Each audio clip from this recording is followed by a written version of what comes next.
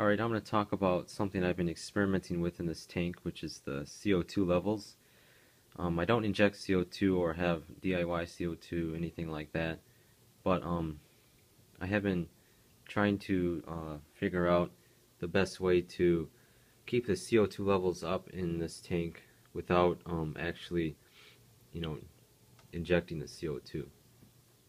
And the main reason I've been doing that is because of the struggles I've had with this rotella back here, which now looks fine, but just a few weeks ago I was having some real problems with that, so I started to dose the with the estimated index dry fertilizers, and I also I also added this power head because I read somewhere that more circulation in a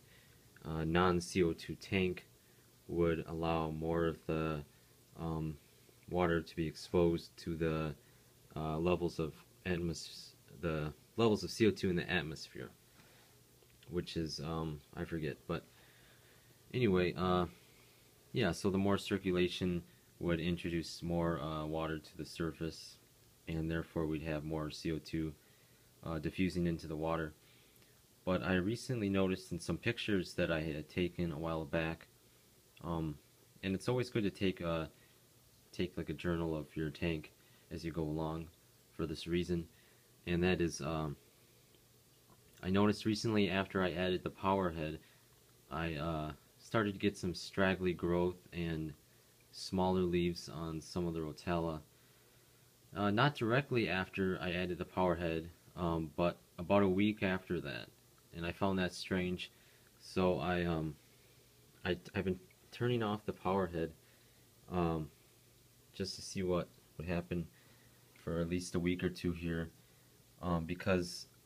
I did a little more research and I read somewhere that Diana Walstead made a comment once about a dirter tank, how in a non-CO2 tank in general, more circulation is better, but in a dirted tank with no CO2, less circulation is actually better. And this is something that Dustin from Dustin's Fish Tanks has also somewhat said in some of his videos regarding the water circulation and stuff like that. So I've just been having the filter on, which isn't making much of a disturbance in the surface of the water, and no power head for a while here, just to see what is going to happen, because I'm hoping that that maybe the growth problems that I was having with the rotella was directly related to CO2, because Tom Barr on his blog, he always seems to say that most of the time it's a CO2 issue, especially in low-tech planted tanks. Since you have so many plants, they're going to use that CO2 up quick. So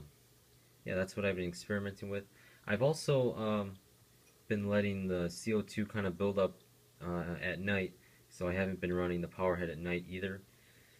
Since plants release CO2 and uptake oxygen when the lights are off, I've been letting them do that, and then when I turn the lights on, I put them directly over the areas of rotella in order to make sure they're getting light when the CO2 levels are the highest in the tank. So I'll be making another update on this experiment in a week or two here to see how it's going. But that's all I got on CO2 for now. So thanks for watching.